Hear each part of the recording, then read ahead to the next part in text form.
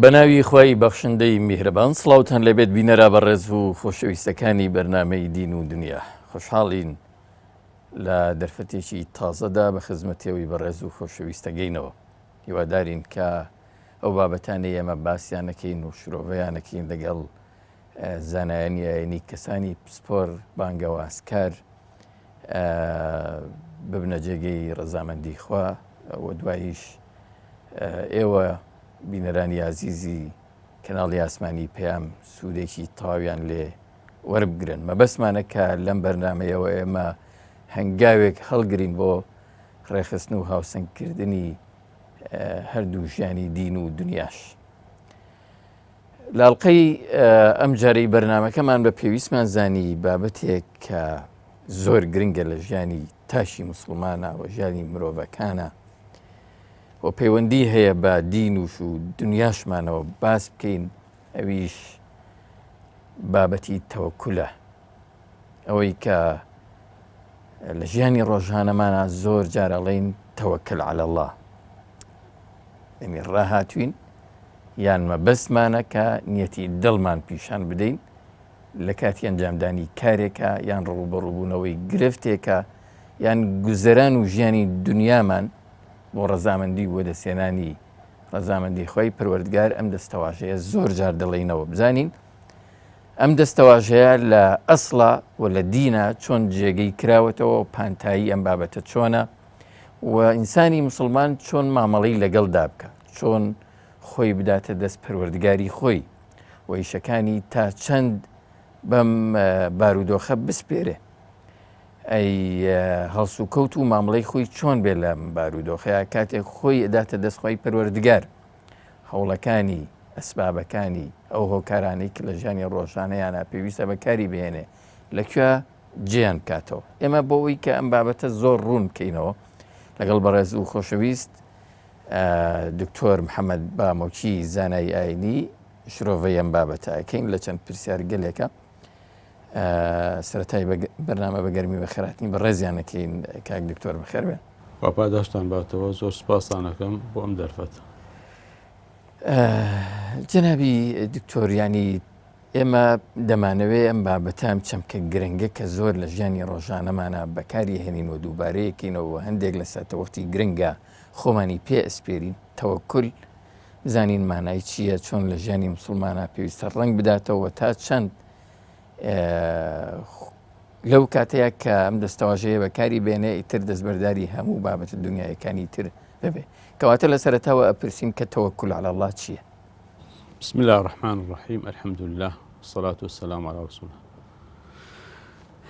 تەوەکل بریتە لەوەی مرۆڤەکان موسڵمان و ئیماندارەکان بۆ کاروباری دین و دنیایان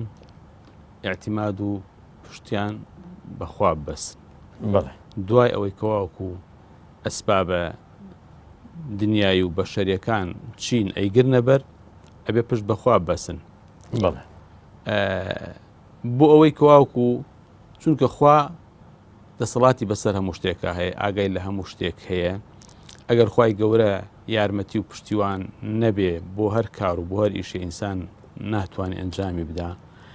ئەو قوت و هێز و توانانەی کە لە ئینسانە هەیە عەقڵی بێ ڕۆحی بێ جەسەدی بێ هەمووی خوا بە ئینسانیەدا هەموو بە ئەمری خوا کارەکەن بۆیە ئینسان زۆر پێویستی بەوە هەیە لە هەموو کاروبارەکانی ژیانیا چ ئاینی بن چ دنیایی بن پشت بەخوا بەسێ بەڵام دوای بەکارهێنانی هۆکار و ئەسبابەکان. مامۆستای بەڕێز ئەگەر دەرفەتم بدەیە مەوێ بپرسم کە ئەمە ویستی خۆی گەورەیە ئەبێ وابێ بەندەکان پشت بە خۆی خۆیان ببەستن و خۆیان بدەنە دەستخۆ و تەوەکل بۆ ببەستن یان خواستی مرۆڤەکان خۆیانە یان هەنگاونانی مرۆڤەکان خۆیانە. ئێمە ئاەتێکی پیرۆزمان هەیە لە سوورەتی فاتحا کە پێی ئەفەرمێ ئەعوذ بالله من الشیطان الرجیم ئیاک نەعبود و ئیاک نەستەعین واتە ئێمە خوای پەروەردگار تەنها تۆ ئەپەرسین تەنها پشتیش بە تۆ ئەبەستی و داوای یارمەتی لە تۆەکەی. هەتا عولەما ئەڵێن ئەمە بوو ئەوەیە تۆ لە نوێژێکە لە هەموو نوێژەکان ئەمە تیکرارەکەیت و حەڤەڕ کات نوێژی فەرز فەتقەت نوێژە فەرزەکان بکەیت و 17 جار ئەم ئاەتە ئەڵێیتەوە ئەمە ئەوە ئەگەێنێ چۆن تۆ مکەلەفی بە بەندایەتی ئاوەها مکەلەفیشی بەوەی یارمەتی و پشتیوانی و تەوەکول و لەسەر خوا بێ ئەوتە تۆ دووپات یەکەیتەوە خۆ تۆ واکەی بەڵام بۆچی ئەم هەموو دووپاتکردنەوە و تیکرار و چەند بارەکردنەوەی لە ئینسانەکەەوە لێ داوا لێکراوە لەبەر گرنگی بابەتەکەیە وە لە چەندین ئاەتی ترا ینی کە تۆ ئەچی قورئانە خوێنیتەوە بۆمان دەرەکەوەکو لە زۆر بوارە لە زۆر مەجاالە ئینسان پێویستی بە تەوەکول هەیە مەسا وەکوم ئاەتانە ئەی خوێنمەوە بۆت بڵێ فإذا عزمت فتوكل على الله يعني تۆ نێتی شتێک هێنا پشت بەخوا بەسە ینی ئەوە تەن نێتەکەوت هێنا و خۆ بۆ ئامادە کردو بەس پشت بەخوا نەبەسی بۆت ناکری یان وعلى الله فتوكلوا إن كنتم مؤمنين ئەگەر ئێوە ئیماندار و باوەڕداری ڕاستەقینن تەنها پشت بەخوا بەسن لە زۆر بوار و مەجاری ترا باسی تەوەکولێتە ناو معنای وایە ئەمە بەقوڵینێکی خواییە مەطلبێکی ئیلاهیە خواییە لە ئینسانەکان نەک ئەگەر ئینسان خۆی لە خۆی شتێ بکە جاری وا هەیە دەربارەی مەسیحیەکان خوا فەرمێ وەڕەهبانیەتەن ابتەدەعوها یعنی ڕەهبانیەتێک کە خۆیان دایان هێنا بوو خوا ئەمری نەکرد بوو پێی خۆیان لەسەر خۆیانان فەرز کرد بوو یان ئێستا ئێمە لە شەرعا نەذرمان هەیە نەذر تۆ عیبادەتێکە لەسەر خۆتی پێویستەکەی خوا فەرزی نەکردووە لەسەر هەڵی نەزر بێ لەسرم ناتەوەکولوانیە تەوەکول مەسلا تۆ مەسلا موسا عەلەیهی سەڵات وەسەلام ڕێگەی ڕزگار بوون لە فیرعون دەست و دایرەکەی دوایەوە هەڕەشە لە بەنو ئیسرائیلە کرد ئەگەر نەبەر بۆی ئەو وڵاتە جێبێڵن بەڵام کە ئەڕۆن لە ڕێگا ئەگەنە شوێنێ فیرعون و لەشکرەکەی بە دوایوانەوەیە بەردەمیشیان ئاوە بەحرە قال أصحاب موسى إنا لمدركون هاوڕێکان ئەوانەی لەگەڵ موسا بوون بە ئیسرائیڵ وەڵڵی ئێمە تازەوە پێمان گەشتن و تیاچوین و فەوتاین قال كلا موساڵێکی ئەفەرمێ قال كلا نەخێوان نییە پێمان ناگەن إن معي ربي سيهدين بەتاکید من خوام لەگەڵە خوش ڕێگەیەکمان نیشانەدا چارەسەرێکمان بۆ دۆزێتەوە کە ئەسبابەکەی بەکارێ ناوە ئەزانێ خوا لەبەرەوە بێ پشت بەخوا بەسی دوای ئەوە ئەخذی ئەسباب بکرد ینی ئەسباب هۆکارەکانی بۆ ئەو شتە پێویستن مەسا بۆ عەبدایەتی تۆ بەندایەتیەکەی لە هەموو جۆرەکانی بەندایەتی دوایش بە تەمای خوا لە قیامەتە نەجاتی بە بەڵام بۆ تۆ ناتوانانی فەرزیکەیتە سەر خوا لەوانێت تۆ خەلەلێکەوە بێ خوا لێ وەرنەگرێ بۆیە تۆ زۆر جار داواکەی خوا خەلەلەکانە بپۆشێ لێت ببورێ لێت خۆش بێ بە کورتی تەوەکول لە فەرمودەیەکی پێغەمبەر دەرەکەوێت کە پیاوێکی عەرابی دێت بۆ خزمەتی پێغەمبەر سەڵڵەهو عەلەیهی وسەلەم پێغەمبەر لە مزگەوتایە سەڵڵەهو عەلەیهی وسەلەم ئەو وشترێکی پێیە ئەڵێ وشترەکەم بەرەڵاکەم تەوەکەل عەلە الله یا چی یا بیبەسمۆ پێغەمبەر خوا فەرمێ ئیعقەلها وەتەوەکەل پێشا بیبەسۆ دوای تەوەکەل لەسەر خوا بکە کاتە مامۆستا ئێمە یعنی تۆ ئەمە چی ئەم فەرمودە زۆر بە ڕۆشنی زۆر بە ڕوونی تایەتی جارێت تەوەکول هەر پێویستە تەوەکەل عەلە الله بەڵام ئەبێ ئەسبابەکان بەکاربێنی هۆکارەکان بەکاربێنی بۆ هەر شتێ چی ئەسبابە بۆی دینداری عیبادەت و خۆپاراستن لە گونا ئەسبابە بۆی شتی دنیایش هەر ئیشە و بە پێی خۆی بە پێی کارەکە و ئیشەکە چی ئەوێ بۆی بکەی مەسەلا کابرا ئەبێ ژن بێنێ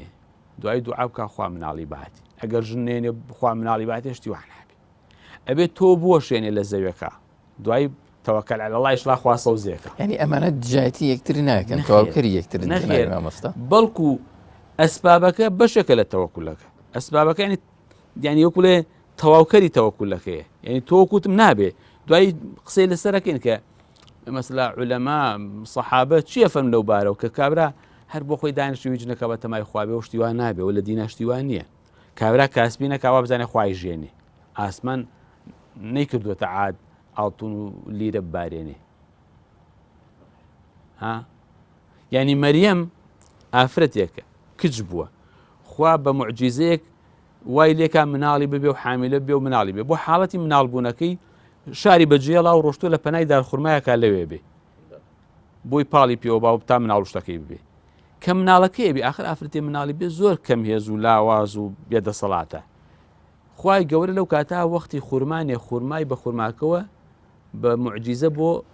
دروست کردووە ئاویش لەوێ ئاوێکیش نزیکە ئاوی لێ بخوا ئەفەرمێ وهزي إليك بجذع النخلة تساقط عليك رطبا جنيا فكلي واشربي وقري عينا ئەڵێ بنی ئەم دارخورما آخر بنی دارخورما زۆر گەورەیە بنی ئەم دارخورما ڕاوەشێنە بە ئەم خورما تازە پێگەی و ببارێ بەسەردا بوەری ێ باشە خوای گەورە ئەم خورما لە غێری کاتی خۆیان خورماکەی بۆ خوڵقاندووە نەکرا لە ناو قاپێکا بێ لە بەردەستیا خۆی کەوتیانەوە ڕاوە ڕەشەبای لێدایە بەمەڵێ جا کوردی ژەڵێ هەر قرخەیەکی ئەوێ کوڵە کۆکەیەکی ئەوێ ئایانی تۆ نییە ئەبێ شتی هەر بکەیت هەر بڵێ خوایکە ناخوا نایکا بێت جوڵەیەک لە تۆ هەبێ ئەنجا خوای گەورەش ئەوی تر بۆ تەواوەکە ئەوە گەورەترین بەڵگەیە پێغەمەری خوا پێغەمەرە سەڵ سەلەم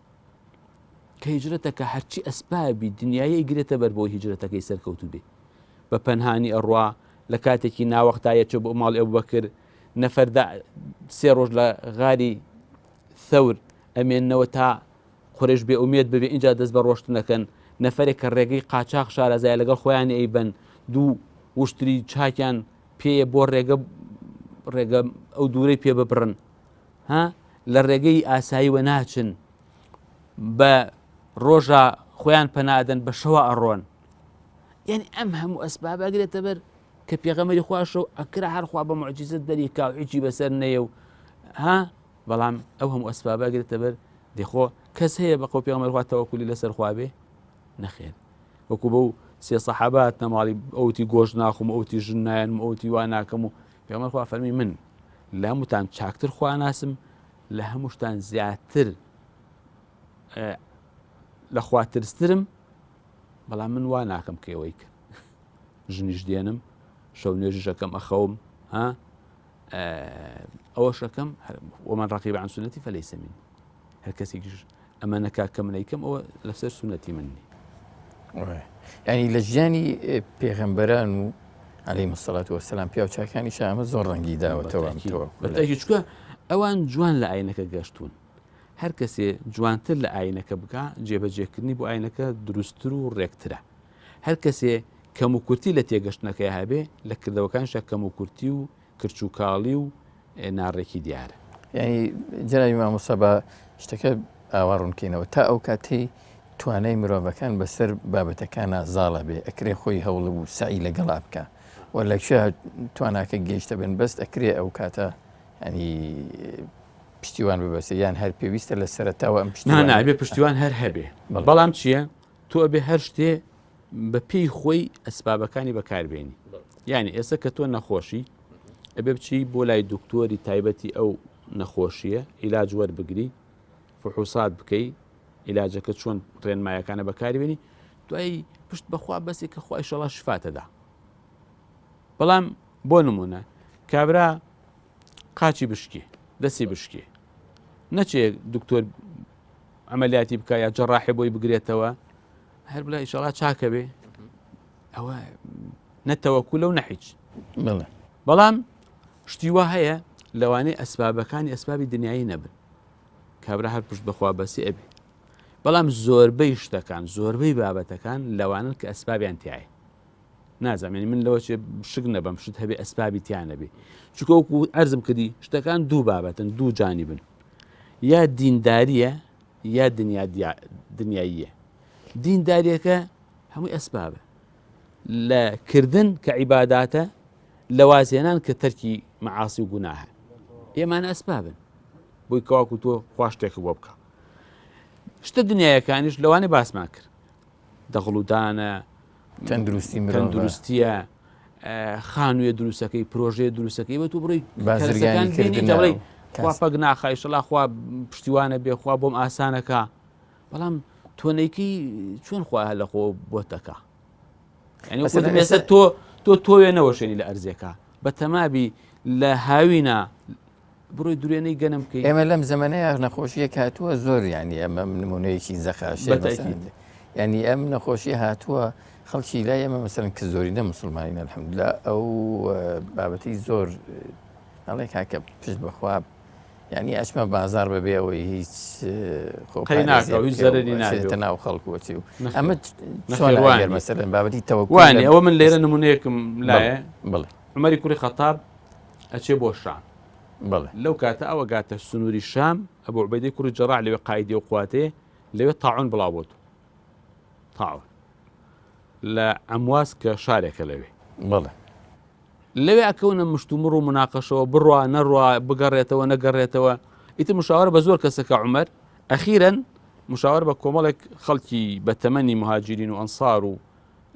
بەتایەتی مهاجرین کە خەڵکی مەکەن و زۆر بە ئەزمونن ئەوان ئەڵێن بگەڕێرەوە دوای سەحابەیەکیش دێ ئەڵێ من لەم بارۆشتم لە پێغەمبەر بیستوە فەرموو چی و بیستووە ئەلێ لە پێغەمبەری خوان بیست تاعون لە هەر شوێنێکا بوو لەوێ بوون لی دەرمەچن لەوێژ نەبوون مەچنە ناوی ئەڵێ الحەمدوللا ئێمەش عومەر ژواکە پێشەوە ئەمەش ببیستێت ڕایەتە سەرەوە بگەڕێتەوە بەس لەوێ کە ئێوە بگەڕێتەوە ئەبوو عوبەیدەی کوڕی جەراح ئەڵێ ئەتەفیڕ من قەدەری الله تۆ لە قەدەری خوا ڕاکەی هەسێک کەوت تێگەشتنەکەی ئەو وایە عومەریش ئەڵێ ئەبوو عوبەیدە ئەگەر تۆ نەبووی تا یەکێتر بواە ئەمزانی چی لەیەکەم وەکو لە سزایەکمەدا بەس تۆ ینی پیاوێکی گەورە بۆ لای لەبەرەوە لە بەرامبەر ئەو هیچی پێ ناکرێت ئەڵێ باش ئەگەر تۆ بڕۆی بە شیوێکە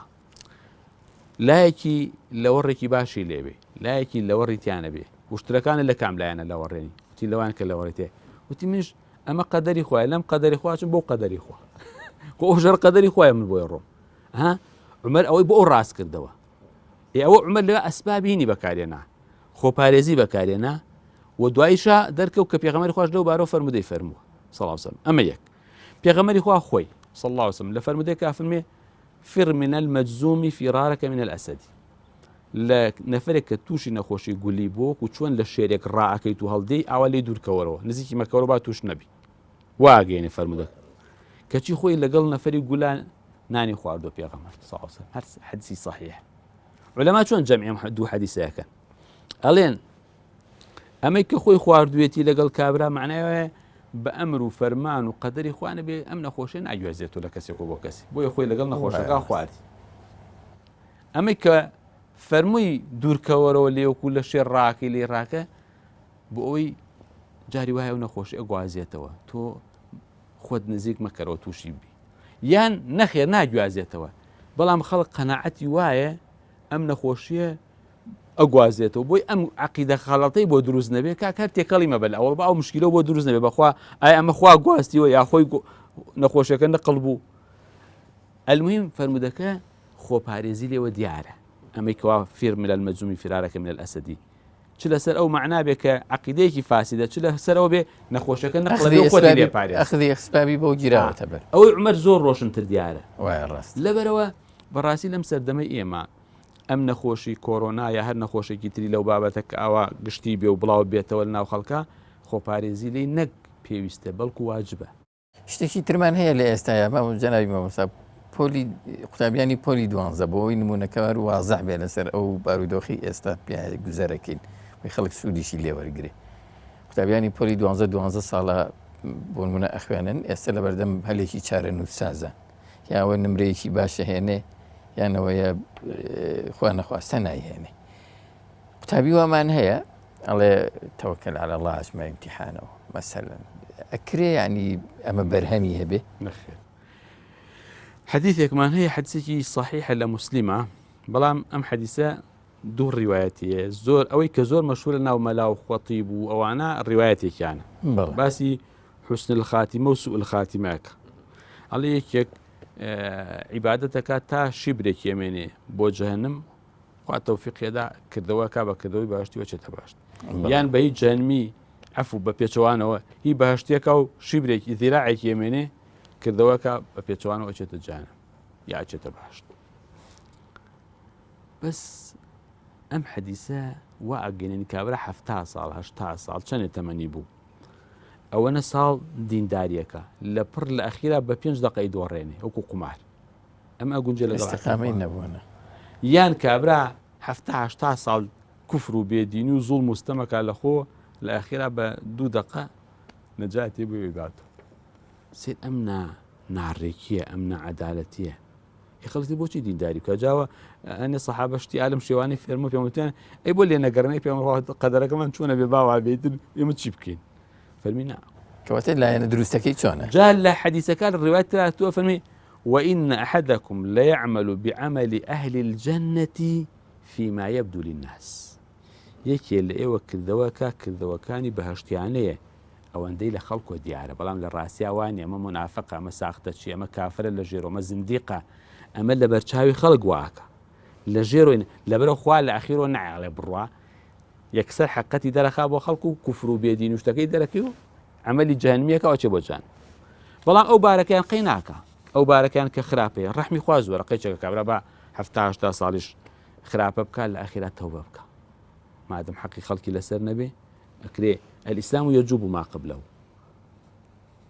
ئیسلام کە تۆ موسڵمان بووی پێشەوە هەرچی کردووە گشتی ئەسڕێتەوە، حەج هەرچی کرد بێ ئیسڕێتەوە، نوێژەکان چی ئەسباب زۆرە بۆ ئەوی کەوا ئینسان لە گوناه پاک بێتەوە. بەڵام ئەمەی تریان موسیبەتە کابرا دینداری بکە لە خۆی بیدۆڕێنێ بە 5 دقە دینداری 70 ساڵ هەمووی لەدەست بچێ نابێ. ئەوەش ئەوە گەنی ئەسباب مهمە. بڕۆ قورئان و ئاەتەکانی قورئان بخوێنەوە کە باسی هیدایەتەکە، کە باسی ضەلالەتەکە. والذین جاهدوا فینا لنهدینهم سبلنا. ئەوانەی کە لە پێناو ئێمە تێئەکۆشن ئێمە ڕێگەکانی خۆمانە نیشانە دەین. ها ومن آمن وعمل صالحا فأولئك الذين هداهم الله. إيماني هنا وعملي صالحي كذو إن جاء هدايتي ده. إن الله لا يهدي القوم الكافرين، قوم الظالمين، قوم الفاسقين. ها هم هاتوا يعني صفتك هي بويا خو هدايتي نداو هل لو هي النية يقول هر بهوان تبي بعشوائي به يعني. فأما من تاب وآمن وعمل صالحا فأولئك هم المفلحون لآياتك عاتوا. ين أفرمي فأما من أعطى واتقى وصدق بالحسنى فسنيسر لليسرى. أعطى مال بخشي واتقى تقوابك فسنيسر لليسرى. زوبي زانين يعني إمر رقي بهشتي وآسانك. وأما من بخل واستغنى وكذب بالحسنى فسنيسر للعسرى. ئەوەی ماڵ نەبەخشێ باوەڕی بە قیامەت نەبێ ئێمە ڕێگەی دۆزەخی بۆ ئاچووخەکەی بۆ ئاسانەکەی. مقدماتێکە لەو نەتیجەوە سەری دەرچێت. ئەوان نییە هەر یەکسەر ئەم ڤاڵکە و ئەم هیدایەت بدا لەگەڵ لەسەر ئەسبابەکانە. لەبەرەوە تەوەکول زۆر عەلاقەی بە ئەسباب هەیە، بەڵکو لەسەر ئەسباب دامەزراوە. بەڵام ناکرێت تۆ بێی بە ناوی تەوەکول و دینداری ڕاستەقینەوە تەرکی ئەسبابەکان فەرامۆش بکەیت. ئەسباب مەسە هەتا ئەگەر عیبادەت بێ ئاخر تۆ عیبادەت نەکەیسە هەیە لە ناو خەڵکا ئەڵە کاکە عیبادەتی بۆچێت دڵ حسێبە ئاخر ڕاست ئاخر وانی ئەی ئەم فروزانە بۆ دانراوە لەسەر خەڵک. لە حەدیسی صەحیح پێغەمبەر لە 40 نەووی هاتووە فەرمێ بە هیچ کردەوەیە ئەوەنەی فەرزەکان ئینسان نزیک نابێتەوە لەخوا. أحب الأعمال إلى الله بما افترضت عليه ولا يزال عبد يتقرب إليه بالنوافل. إن جدواي فرز كان بنوافل نزيك بيت الأخوة يكم شد بكرني فرز كان تو لا يخوا زور خوش بسبي إكابرا بيبل من فرز كان ناكم والله أشتم بهشتو رحمي خوام قريته من لدرجة علين لفردوس أعلام اشتوا ممكنني اشتوا للقرآن أني اشتوا لسنتي في غمراني صلى الله عليه وسلم. بەڵکو تۆ ئەبێ ئەسبابەکان بەکاربێنی جاوکو وتم لە سەرەتاوە ئەسبابەکان چ ئەسبابی دینی و ئاینی بن چ ئەسبابی دنیایی و سنەتی ژیان و دنیایی بن. ینی خۆی گەورەش کاتێ ئەوێ مەسەرەن کارێک بۆ عەبدەکانی بکە ئەنجامێک بۆ عەبدەکانی دەستێگیر بکە بە سروشتی تەتەوراتی ئەو شتە بۆ نمونە مەسەلەن ئەمجایی گەێنێتە ئەنجام. يعني ئەوە نییە وەکو معجزە بیخولقێنێ نەکرد. معجزە تەنها بۆ پێغەمبەران بووە کە شتێکە گوڵێ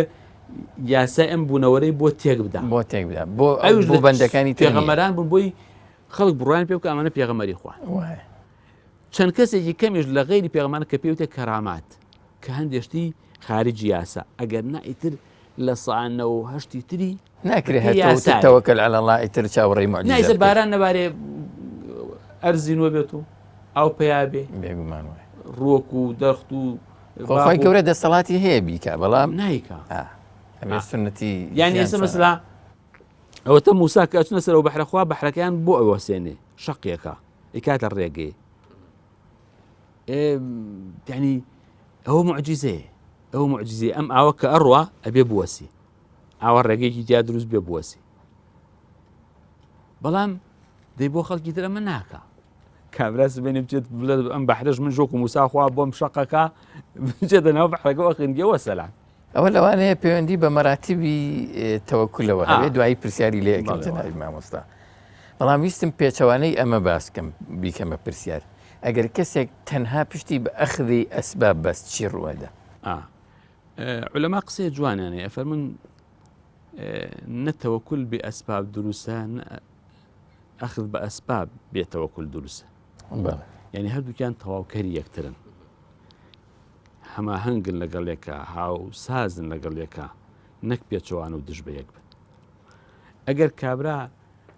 ئەوە ئەسڵ علەما ئەڵێن ئەوە یا کوفرە یا شیرکە کابرا هەر ئەسباب دەستەوە بگرێ و ئیتر پشت لە خوا و لە تەوەکول و لە شتە معنەویەکان کە ئەوە نییە قارون قومەکەی پیاوت لەم ماڵ و سەرۆتە خوا پێداوی وەبتەغی فیما ئاتاکە الله الدار الآخرة ولا تنس نصیبك قال إنما أوتيت على علم عندي يعني ئەوان تیان خوا پێداوی تۆ بۆ قیامەتەوە بدە خوا لە خۆ ڕازی کە مەغرور مەبە وەڵام ماڵە چی قال إنما أوتيت على علم عندي دوو تەفسیری کراوە تەفسیرە بە قوتەکانەمە ینی من بەهۆی شارەزایی و زانایی و لێزانی خۆم لە کەسابەت و تیجار داوە دەوڵەمەند هیچ علاقی بەخواوە نییە یان خوا زانیوەتی من مستحقیەوەم بۆیە پێداوە هەردووکیان هەر ئازایەتێکە بۆ خۆی گەڕێنێتەوە باشە دەی فخسفنا به وبداره الأرض فما كان له من فئة ينصرونه وما كان من المنتصرين خۆی و کۆشک و سەرۆت و سامانەکەیمان بە ناخی زێوە بەردەخوارد نە خۆی نە کەس دەوروبەرەکەی فرای نەکەوت ئەمە چی بوو کابرا هەر ئەسبابەکانی باوەڕ پێ بوو یا فیرعون وتی باشە ئەم موسا چێ باسی خوایەکە دیار نیە و کەس نازانێت لەکوێیە و ئەم موسا نازانێت قسە بکە و زمانی پاک نییە و ها منیش پاشای میسرم و ئەم ئەنهارە بەژێر قەسرەکەما ئەڕۆ ئەم ڕووبارانە و من باشم یا ئەوەی کە موسا باسیەکە سێ کارە چۆن خۆی لێگۆڕێ یعنی ئەم دەسەڵاتی خۆی ئەم پاشایەتیە ئەم جوندی و سەرباز و هێزە وا مەغروری کردووە حسێ بۆیش ناکە حتا کە موسا باسی خوا کاڵێ هامان تۆ کۆشکێکی بەرزم بۆ دروستکە بورجێ با لێو بڕم سێری ئەو خوای موسا و کەمزام ڕاستکە بەخوا وازام درۆشەکە سێر ئەم غرورە ئەوش خوا بە نوعێ لە ناوێ بە ئەیکاتە عیبەت ئیسر ڕاشەکەی ماوە يعني ئەمە تەنها نمونەی ئەوانن کە ئەخذی ئەسبابیان لە هەموو شتێکە شتە دنیاەکان لە هەموو زۆربەی زاڵم و پاشا و سەرکردەکانی دنیاش بەمە مەغرور بوو کە ئەسبابە مادەکەیان هەیە و تۆزێک لە خەڵک بەدەسەڵاتترن ئیتر وە ئەزان ئەمە تیاچوونی نییە نەمانی نییە شکانی نییە وەکو بڵێ لە دەست دەرچوونی نییە بۆیە مەغرورە بن ئەخیر دەرەجە بەڵام بزانێ هێزێک هەیە دەسەڵاتێکی لەو بەهێزتر ئەوە نەمەغرور نابێ بزانێت لە شەو ڕۆژەکە لەوانەیە ئەم دەسەڵاتی نەمێنێ ئاوای لێ نایە بزانێ ئەو کەسەکەم بە بچووکیە زانێ لەوانەیە خۆ ئەو کاتە دەسەڵاتدار موسا عەلەیهی سەلام لە ماڵی فیرعەونا گەورە بێ دوای کەچی فیرعەون بەدەستی ئەو لە ناوەچی مناڵێکە و ینی فیرعەون ئەڵێ هەرچ مناڵێ لەدایک بۆم ساڵ سەری بڕن ئەو مناڵە و فرێ دەنە بەحر و یێتە ماڵی فیرعەون و هەتاڵێ کەیبینن ئەیانەوێ بیکوژن ژنەکەی فیرعەونێ قوڕەت عەینی وەلەکە لا تەقتولوه ئەو مای چاوڕۆشنی و دڵخۆشیە بۆ من و تۆ فیرعەون مەیکوژن عەسا ئەن یەنفەعەنا ئەو نەتەخیذە وەلەدا بەڵکو سوودمان پێ بگەین یا بیکەینە کوڕی خۆمان کە مناڵیان نەبوو ئەلە لە هەنێ تەفسیر هاتووە فیرعەون تێدی قوڕەت عەین لەکی وەلەیسە لی وەڵڵی مای دڵخۆشی بۆ تۆ بزم لە خۆمە خۆشم لێی نایە دوایی ئیتر فیرعەون لەسەر دەستی ئەو لە ناوەچێ ئیکێ بە خەیاڵێ هاتوو مەسا مناڵێکی ئاوا دایکی شاردوێتی و فڕێی داوەتە دەریاوە بۆی کەواکو نەکوژرێ کەچی دوایە کە ئەبێ بێتە ماڵی فیرعەون و لە ماڵی فیرعەونا گەورە بێ و دوایی فیرعەون و دەست و دایرەکەی لەسەر دەستی ئەوە لە ناوچ ئەمە نمونەیەکی جوانی تەوەکولە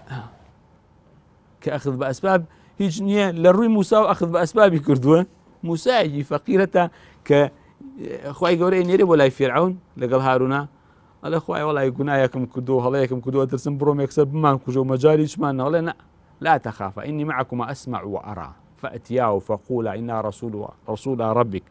فأرسل معنا بني إسرائيل ما ترسم من لقلت عن عقاتنا من ليتانا ها بشو يبيضلي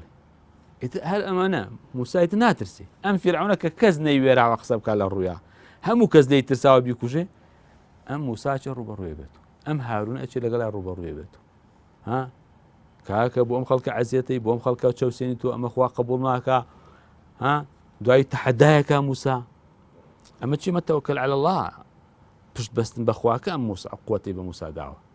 پێغەمبەری خۆمان محەممەد عەلەیهی سەڵات وەسەلام زۆر لە ژیانیا ئەمە بەتایبەتی لە جەنگی بەدرا ئەو باسی یەخزی ئەسبابە زۆر بڕوونی مەسەرەن باسیەکەن لە ژیانی پێغەمبەرە لە زۆر شتە مەوەسا عەباس دیارە مەسا لە هیجرەکە باسم کرد بەڵێ لە شەڕا پێغەمبەری خوا جلی شەڕی کردوتە بەر ئەگەر تەوەکل عەلە الله ئەسبابی ناوێ بۆچی پێغەمبەر جلی شەڕ کاتە بەری زریە کاتە بەری و خودا کاتە سەری و ها شمشێری پێیە و شوێنێکی بۆ دانێن و حەرەسیات بۆ خۆی دانێ و كيت مدينة تا وكاتنا نبي والله يعصمك من الناس تام آياتنا يتخور بيامر شوانا حرسية لمدينش نوق مساق قريش شيء وكل فرسات بين سري دواء ما يتدك أخوة أو باريزي ها والتوكل إنت على بحث كان بسنوه معه من يتروح عن باريزي ها يا لا لو أشكوتك كأشنا بردمي أشكوتك أبوي أنا قرن قريش أبو بكر لا هي بيامر وقعت عندي على حرب حاصل نزم كانوا أمامنا عليه گومان و چۆنە بە دوو کە سێمیان خواابێ یعنی لەوێش پێغەمبەر ئەوەنە تەوەکولەیە کە خوای پارێزی ها یا کە سوراقە پیانەگا دووسێ جار وڵاقی و نزیکیانە بێتەوە هەموو جار پێغەمبەر دوعای لەکە وڵاقی دەسەکانێکی بە ناخی زەویە دوای داوای ئەمانەکە سوراقە پێغەمبەر خوا ئەو بە عەبدوڵای کوڕی ئۆرەی قیتاڵ کە ئەمانەکەی بۆ بنووسی لە زۆر مەقتەعی تریا مەسەلا پێغەمبەری خوا صلی الله علیه و سلم قورئانەکەی کە بۆی نازڵە بوو کۆمەڵێک کوتابی وحی هەبوو نووسەری وحی هەبوو قورئانەکەیان بۆ نووسی ئەلە کۆمەڵە ئایەتێ سوورەتێ بەشە ئایەتێک دابەزی یەکسەر نەفەرێکی بان کرد بۆی بنووسێتەوە باشە بۆچی نووسی پێغەمبەری خوا ئەگەر تەوەکەل عەلە الله پێغەمبەری خوا پەلەیە کرد لە قورئانەکە لە بیری نەچێتەوە قورئان فەرمێ پەلەمەکە لە قورئانەکە سەنوقرئوکە فەلا تەنسە ئێمە بۆتە خوێنینەوە تۆ لە بیری ناچی ها ئەو هەموو ئەخذی ئەسبابە پێغەمبەری خوا شەڕەکانە خەڵکی دابەش کردو و جەبهەکەی تەرتیب کرد ڕاوێژی کردووە ئەوە ئێوە لەو شاخەمەیە نەخوار و ئێوە لەوێ بن ئەوە لە پێشۆ بن سەرکردەی بۆ داناون ئەمە مەسا جێشێکی ناردوو بۆ شوێنێ صلی الله علیه و سلم فەرمێتی فڵان ئەمیرە ئەگەر ئەو شەهید بوو ئەو ئەگەر ئەو ها ئێ باشە ئەمە لە جەنگی ئوحەدا کاتێ دەستبەرداری ئەخذی ئەسبابە بن ئەو گرفتیان پێچەوانە ئەبێ ئەنجا پێغەمبەری خوا کە هیجرەتەکە هیجرت بۆ مەدینەیەکە یەخۆ شوێنی ترێ بۆ چێچێ بۆ مەدینە لەوێ خەڵکێکی لێ و شوێنێکە و مەملەکەتێکە و ئەوانە یعنی ئەوەش ئەسبابە ئەی پێغەمبەر بە هەر لە مەکا بووایە ساڵسم بۆ هەر لە مەکا لەوێ ئیشی خۆی بکردایە و کاری خۆی بکردایە بۆ نەیکرد ئەخزی ئەسبابە شتی دنیایی چی هەبوو لەو سەردەما کە مەسەلا پێغەمبەر خوا جارێک فەرمی ویستی نامەیەک بنووسێ بۆ پاشایە عەرزیان کردی پێم خۆوان ئەو پاشانە نامە ناخوێن و مۆرکراوە نەبی اینجا داوای کرد مۆرێکی بۆ دروستکەن ئەم وسیلەیەکە مۆرێکی پێ بوو ئەیدا لە نامەکان باسی منجەنیقیان بۆ کرد منجەنیق جۆرە شتێکە ینی بەرد و ئاگر و شت فڕێ ئەدا بۆ شوێنێکی دوور ئێ سەحابەی نا لەو شوێنە فێری دروستکردنی منجەنیق بوون و لە حەساری تایفا بەکارهێنا پێغەمبەری خوا لە گەماروی تایفا بەکارهێنا هەر شتێکی در عومەری کوڕی خەتاب کە شوێنی فارسەکانیان کرد سێرەکە فارسەکان هەندێک سجیلات و شتیان هەیە بۆ ناوی جوندی و معاش و ئیش و کاریان و ئەویش ئەو دەواوێنانی لە دەوڵەتی ئیسلامیە دانا کردی بە یاساتیە یەخۆی فارس بووی وڵاتێکی تر بوو بەڵام شێوەیەکی پێشکەوتنی وڵات و بەڕێوەبردننی وڵات و جێیش و داهات و معاش و تەوزیعات و ئەوانە بوو شتێکی ئیداری سەرکەوتوو بوو بەکارهێنا یعنی ئەمانە ئەوەگەنێ پێغەمبەری خوا هاوڵانی کە قوتابی ئەو مەدرسەی ئەو بوون هەمویان لە تەوەکل على الله و پشت بەسن بەخوا لە چڵەپۆپا بوون بەڵام دەستگرتن بە ئەسبابیشیان ئیهمال نەکردو. جنابی مامۆستا من گرنگە پرسیار لە مەراتبی تەوەکل بکەم ئایا چۆن ئەمە ڕوو بدە هەراوە ڕاستەوخۆ هەر کەسێک بێت و بڵێ تەوەکل عەلە اللهیان ئەمە مەراتبی هەیە بۆ خۆی قۆناغبەندی هەیە چۆنە ئەمە؟ بەڵێ وەڵای تەوەکل خۆی لەو ڕۆت مەراتبی هەیە ئینسان تەوەکولەکەی تەواوە یعنی تەوەکولێکی دوو دڵ نەبێ لە سەدا سەد ئەمە ڕاستەقینەوە هەر پشتی بەخوا بەستۆ و ئیتر شتی تر و شتی دنیایی و ئەوانە لای خەڵک دەسەڵاتیان هەیە و شتیان پێکرێت لە مێشکێن دێ خەڵکە ئایا ئەو شتانە لە مێشکایە هەر خۆی تەسلیمی خوا کردو و هەر بە تەمای خوایە و هەر چاوەڕوانی لە خواوایە ئەمە تەوەکولێکی تەواوە. بەڵام ئەگەر تەوەکولێک کابرا تەوەکولی بەخوا بەستۆ و بەس چاوی لە شتێکی تریشە مثلا بە تەمای شخصێک بە تەمای دارێکە بە تەمای بەردێکە بە تەمای درەختێکە بە تەمای ئاوێکە شاخێکە کە خەڵک عەقیدەیان پێ هەیە ئەوە لە عەقیدەی پیرەژنوشتەی لە عەقیدە و بە بەردێکی شەبێ ئیسفادە و پێگەێنی وەڵای چی وانی بەرد چێت تا ئیسفادە پێ بگەێنی یعنی ئەسڵەن یەکێک لە شتە جوانەکان ئەم ئیسلامە ئەوەیە مێشکی ئینسان لە هەموو شتێکی پڕوپوچ ڕزگارەکە هەرچی دەسەڵاتی ئەم بوونەوەرەیە گشتێتە دەستخوا سبحانه وتعالى حتى پێغەمبەران عەلەیهیمو سەڵات وسەلام کە گەورەترین و بەڕێزترین مرۆڤی ناو مرۆڤەکانن هیچیان بەدەست جنابی مامۆستا بمبورەیانی هەدەف و ئامانجیش وایە تۆ هەدەفێکی دیاریکراوت هەبێت تا چەند هەدەفێکی لاوەکی قورآن باسی شیرکەکە ئەفەرمێ باشە هەر نمونە بە شیر گێنێت وەڵێ باشە عەبدی یەک پیاو بێ باشە یا عەبدی کۆمەڵێ پیاو بێ هەرێکی ئیشێکی پیاوە نەزانێت کامیان ڕازیکە تەوەکولیش وایە یعنی تۆ پشت بەخوا بەست هەر بە تەمای خۆی هەر چاوەڕوانی لەخوا هەیە هەر ترسی لەخوا هەیە هەر ئومێد بەخوا هەیە بەڵام ئەگەر تۆ لە بەشەرێکیش بترسی لە دەسەڵاتێکیش بترسی لە حیوانێکیش بترسی لە دوڕندەیەکیش بترسی ئیتر ئەو کاتە تۆ شتەکەت پرژوو بڵاو بووە لێت بەڕاستیەوە تەوەکل نییە. بۆیە وەکو عەرزم کردی تەوەکل ئەوەی ئینسان یەک ئیتیجاهە مەستەری وەرگرتنی مەستەری تەلەقی مەستەری هێزی مەستەری باوەڕبوون و پشت بێوەستنەکەی هەر خوایە. ئیتر لە بەرەو ئینسانە نییە لە ڕووداوەکانی دنیا ناترسێ لە پێشهاتەکانی دنیا دوودڵ نییە لەو شتانە کە خەڵک زۆر لێ ترسێ و زۆر سەری لێکات ئەم زۆر سەری لێ ناکاتەوە بۆ نمونە ئەزانێ لە کاتی خۆی ئامرێ ئیتر ئەسباب بەکارێنێ بەڵام ئەزانێ نەتیجە خواچی بڕیار بوو ئەوە بێ نەگوا بزانێم ئەسبابە ئیتر قەدەرەکە گۆڕێ نایگۆڕێ بەڵام تۆ مکەلەفی بەکاری بێن ئەوەش بۆ ئەوە مەسەرەن جەنابی مامۆستا ئەوەش دیسان دروستە کە شتێک مەسەرەن ژیری دەرکی پێنەکە و نەیبڕێ بۆ نمونە کەسێک بەدەستان قەز خۆی بخاتە کێژاوێکەوە بارودۆخێکی نەخوازراوە بە ناوی تەوەکل عەلە اللهەوە مەسەلەن ئەوە ئێستا بۆچی مەسلا عەرزم کردی بۆچی پێغەمبەری خوا صلی الله علیه و سەلەم لە شەڕا قەڵغانی بەکارهێناوە شمشێری بەکارهێناوە ئەم زرێکە بۆی شمشێرەکە نەیبڕێ لەبەری کردووە ئێ باش ئەگەر ئەمە بۆ ینی خۆ پێغەمبەری خوا تەوەکولی لە هەموو کەس قایمتر بۆ بەخوا بۆچی ئەمەی کردووە یا بۆ سەحابەکان ئەمەیان کردووە ئەمە زۆر وازەح دیارە اینجا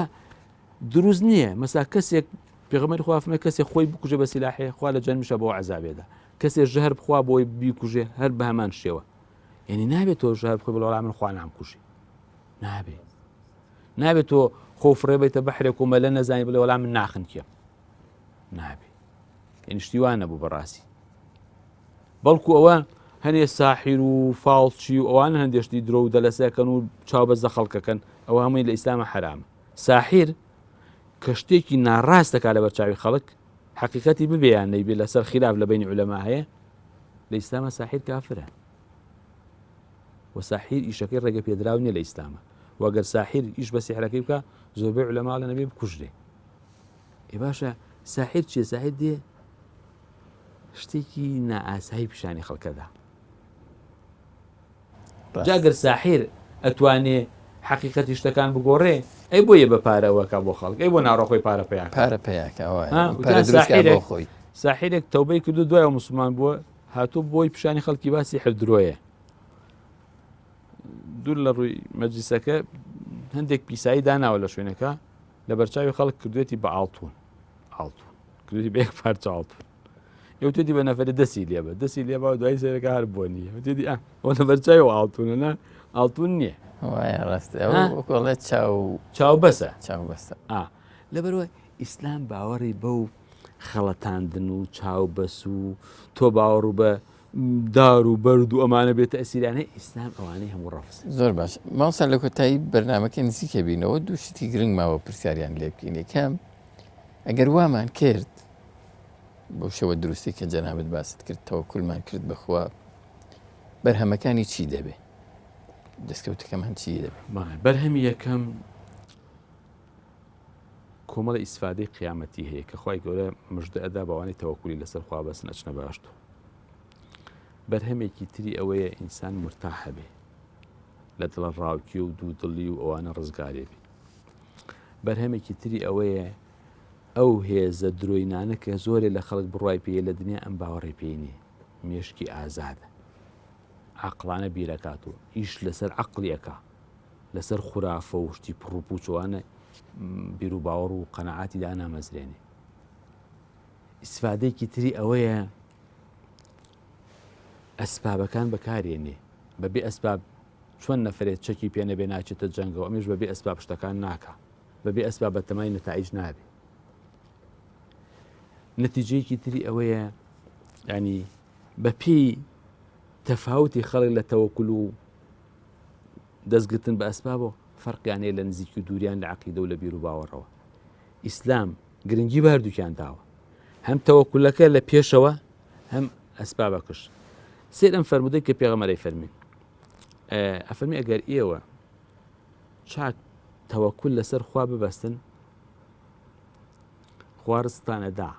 هەر چۆنە ڕزقی باڵندەیەکەدا بەیانی لە هێلانەکەی دەرەچێ بە برسێتی ئێوارە بە تێری و بەس پڕی ئەکەڕێتەوە ئەم حەدیثە ئەم فەرمودە دوو شتی تایە هەر دوو شتەکەی تایە تەوەکولیشی تایە ئەخذی ئەسبابیشی ئەگەر بە چاکی تەوەکول لەسەر خوا ببەسن لو أنكم توكلتم على الله حق توكله لرزقكم كما يرزق الطير تغدو خماصا وتروح بطانا يعني أو باسي توكلك تيالا بشيء كم يفرمدكوا أخذ أسبابك شتي أو طير أشياء تدرب دواي رزقا أقرب ودواي روزيا أقرب ودواي داني والله أقرب إن جابت لهلانك دانانيش يعني أم فرمدهر يعني قري دوا بيكو لبرو بها مش مش لا فرمدكي بيشوشا كباس ما كباسي كابرا إعقلها وتوكل ها ئەمەش ئەسبابەکەی پێوت تەوەکولەکەش ئێوێ لەگەڵاوی لەمەیانە تەوەکولەکە پێشکەوتووە لەوانە ئەسبابەکە پێشکەوتووە لە حەدسەکەی یعقەلاوە تەوەکل لەبەرەوە بەڕاستی ئەم دوو بابەتە ئەم دوو چەمکە هەردووکیان پێویستە ئاگامان لێ بێ ئیفرات و تەفریتی شتیانە دروست نییە یعنی هەر کەسێوا بزانێت تەوەکول هەموو شتێک و ئەسباب نەکا ئەوە عەقڵ و ئیمانی نوقسانە هەر کەسێک جواب بزانێت ئەسباب هەموو شتێکەوە تووشی شرک و کوفر و زوڵم بووە زۆر باش مامۆستا لە پرسیاری کۆتاییە سەرنجمان داوە ینی هەندێک ئەو دوعایانەی کە ئێمە ئەیان کەین بەیانی ئێوارە کاتی نووسن چوونە دەرەوە بابێت زۆرێکیان بابەتی تەوەکول و دوعای بەدەستێنانی پشتیوانی و ئەوە تەوەکولی خۆی گەوراکەن پێویستە ینی ئینسانی مسلمان گرنگی بەم دوعا و بەدەستێنانی تەوەکولی خوا بدا ئەوە چۆنە بەتەکید ئێمە بەشێکی گەورەی ژیانمان بریتێ لە زیکر و لە دوعا بە تایبەتی لە هەرچی مناسبات ئەو کەسانی کەواکو زۆر شارەزایان لە کتوبی حەدیسە هەبێەوە تایبەتی لەو کتێبانە کە تایبەت لە ئەدعیە و ئەذکارە دانراون سیرەکەی هەرچی مناسباتە دوعای تایە زۆربەی دوعاکەش زوعفی ئینسانەکە نیشانەدا و داوا لە خواکە و داوای پشتیوانی لێکا و داوای کۆمەکی لێکا و داوای ئیستیقامەتی لێکا و داوای بەردەوام بوون لەسەر دینداری و پاراستنی لە گوناه و بەقوڵێ پشتیوانیکردنی بۆ ئەنجامدانی عیبادەت و هەموو ئەمانن ها مەسەلا شەو کە ئەخەوێ خۆی بەخوا ئەسپێرێ بەیانی خەبەرێ بە تۆ خوایە تۆ ئێمە خەبەر کردووە و ئیلەیهی نوشور جلەکانە لەبەرەکەی بە بسم الله نانە خۆی بسم الله و دوایەکە ئەلحەمدولله یعنی هیچ بەدەستی تۆ نییە ئەگەر ئەو خوای ڕەب العالەمینە نەبێ توی چی بۆ ناکرێ هەناسەیەکە بۆ نادرێ قومی ئاو بۆ ناخورێ هەنگاوێکت بۆ ناندێ کابرا تووشی خەلەلێکە بێت لەم یعاز و شتەی مێشکیا ناتوانێت هەنگاو بنێ ساق و سەلیمیش ناتوانێت پەنجەکانی دەستی بجوڵێنێ، ناتوانێت دەمی بجوڵێنێ، چاوی هیوایە تووشی نەخۆشی بێ پێڵووی چاوی نییە داناخری یا لەوانەیە هیوایە دا بخرێ نەکرێتەوە دێگەی یعنی ئەمانە هەمووی دەسەڵاتی خوا دەرەخا بۆیە تۆ بە هەمیشە لە دوعای بەیانیان و ئێوارانمان هەیە، دوعای مناسەباتمان هەیە، دوعای باران و ڕەشەبا و هەورە بروسکە و ئەنواع وەشکاڵ ڕووداوی بوومە لەرزە و چی و چی هەمووی ئەدعیەی هەیە بۆ یعنی لە هەموو شوێنەکە تۆ خۆت بە محتاج و بە فەقیر و بە بێدەسەڵات نیشانە دەی لە بەرامبەری ذاتی خۆی پەروەردگارە و لە هەموو شوێنێکە و لە هەموو کاتێکە و لە هەموو شتێکە تۆ پێویست بەخوای یعنی تۆ ناتوانی لەحزەیەک ئیستیغنا بکەی لەخوا بۆیە دوعاکان هەمیشە دەرخەری ئەوەن کە ئێمە خوای ئێمە بچووکین ئێمە گوناهبارین ئێمە ئەوەین تۆ لێمان خۆش بە تۆ عەفومان کە تۆ یارمەتیمان بە معنای دوعاکان هەمووی بە شێوەیەکی گشتی لەم چوارچێوانە ئەسوڕێتەوە. ماسا وەکو دڵنیایی بە ئەو پرسیارەش بکەم ئەوەی کە پشتی بەخوا بەسێ و تەوەکل بەخوا ئەکا خوای گەورە پشتیوانیەکە بە ئەمەش بڵێن چونکە بۆ دڵنیایی بینە ومن يتوكل على الله فهو حسبه هەر کەسێ پشت بەخوا بەسێ خوای بەسە دەی کەسێ خوا پشتیوانی لێ بکە ئەم بوونەوەرە هەمووی دوو بەشە بوونەوەرە مادیەکەیە قورئانەکەی کە نردوێتی یعنی ئەم کتابێکی مەقڕوء ئەوش کتابێکی منظورە ئەمیان بە چاو بە هەواسەکان هەستی پێکرد ئەمیشان ئەی خوێنی تۆ ئەبیندێ دێ ئەم دوو قورئانە و ئەم دوو کتێبی خوا تش بە یەکنی هەمووشی دروستکراوی خوایە هەمووی دەسەڵاتی خوایە دەی تۆ مەخلوقێکی بچووک یعنی ئینسانێک نییە لەم بوونەوەرە لەوانەیە نقطەیەک نابێت لە نازان بڵێم شتێکی زۆر گەورە نقطەیەکی بچووک نییە ئێ باشە تۆ ئەگەر خوایە کە ئەم بوونەوەرە هەمووی دروستکراوی ئەوە لەژێر دەسەڵاتی ئەوایە بە ئەمری ئەو هەڵە سوڕێ کارەکە ئەو پشتیوان لێ بکە خەڵکی بۆیە ئەو کەسانی کە جوان لە عەقیدە و بیر و باوەڕی ئیسلامی گەشتوون و چوونەتە قوڵای بیر و باوەڕی ئیسلامیەوە و لە مێشک و دڵ و دەرونیانە جێگیر بووە ئەگەر هیچ شتێکی دنیایان نەبێ مرتاحن ئەگەر دەسەڵاتیان نەبێت لە هیچ دەسەڵاتێکی گەورەی ئەم بوونەوەرە نەترساون لە مردن نەترساون لە مەشاکیل نەترساون لە ڕزق نەترساون لەو شتانەی کە هەڕەشە و گوڕەشەی خەڵکی تر لی ترساوان نەترساون حتا لە گیان لەبەر و دڕون دەوشتیوان نەترساون بۆ جاری وایە ئەوەنە ئەو کەسانە عەقیدەیان قایم بۆ بەخوا ئەو دڕندانە ینی مسەخەر بوون بۆیە هەندێک سەحابەی پێغەمبەر صلی الله علیه و سلم جارێک ئەچنە وڵاتێکەوە چنە شوێنێکەوە شوێنەکە دارستانێکی تیا زۆر پڕی لە دوڵندە و شێر و دەعبا و شتانەی لەو قایدیانە چێتە ئەوێ ئەوە لە سەرەتای شاخەکەەوە منتیقەکەەوە ئەڵێ ئەی حەیوان و دوڕندە و شتەکان لەم دارستانان ئێمە هاوڵانی پێغەمبەرین هاتوین ئاینی خوا بڵاوکەینەوە داواتان لێکەین یارمەتیمان بن ڕێگەمان بۆ چۆڵکەن مشکلەمان بۆ دروست مەکەن ئەڵێ ئاوا بە چاویان بینی ئەو دوڕندە و شتانە کوڵێ ڕێگەیەک هەبوو پێیاچوو دوور کەوتنەوە لە ڕێگەکە ئەمانش پێیان ڕۆشت شتی وا ڕوئەدا لەوانەیە ئەمە بڵێ ئەمە کۆن بۆ سەحابە بوون ینی لەم سەردەمانەشە جاری وا هەیە موسڵمانێک لە سژنا گرتویانە سەگێکیان دوو سێ ڕۆژ برسی کردو بۆی بیخوا هەلایکە کە خردویانەتە ئەو ژوورەوە سەگەکە بۆ خۆی وەکو لە بە ئەدەب و لە شوێنێکی نەکردو کە ئەمانە ڕوون کابرابین ساق و سەری مەسەلان سوڕەمێنی هەتا ئەو سجانانە ئەو حرەسی زیندانەکەەوە بێ دوایکە ئیمانیێنی و لەسەر دەسێوا تەوبەکە لەسەر دەسێ و سەید قوتبە ینی ئەمە شتی وا زۆرە ئەگەر ئینسان ساز بوو لەگەڵ خوا و عەقیدەی ئیسلامی ینی ئەم بوونەوەرە یاسایەکی لە سەری ڕوە ئەگەر تۆش لەگەڵ عەقیدە و بیر و باوەڕ و قورئانەکە ڕێک بووی معنای تۆ لەگەڵ ئەم بوونەوەرە هەموویان هاوسازی هاو هەنگی یان وەکوڵێ بە یەک ئیتیجا حرەکەتەکەن بەڵام ئەگەر کافر و بێدین و شت بووی تۆ بە ئیتیجایەکی پێچەوانەوە حرەکەتەکەی وەکو بڵێ ئاوێکی گەورە دێت تۆ ئەتێ بە پێچەوانەوە مەلە بکەیت بەڵام ئەگەر تۆ لەگەڵی بڕۆی زۆر ئاسانە ڕاستە زۆر سپاس جەنابی دکتۆر محەممەد بامۆکی زانای ئاینی کاتمان گرتی سپاس بەوە تەشیرینەکانت بینەرە بەڕێز و خۆشەویستەکان وێ دەکەین کە سوودی باشتان لە وتەکانی بەڕێز مامۆستا محەممەد وەرگرتی بێ لەوەی کە چۆن تەوەکول بەخوا بکەن لە ئیش و کارەکانە و ئەخذی ئەسباب و هۆکارەکان بەکاربهێنن. سپاس بۆیەوە، سپاس بۆ هاوکارانم، سپاس بۆ جەنابی مامۆستا تا بە گەیشتنەوەیشی تر بەخواتان ئەسپێرین. خواتان.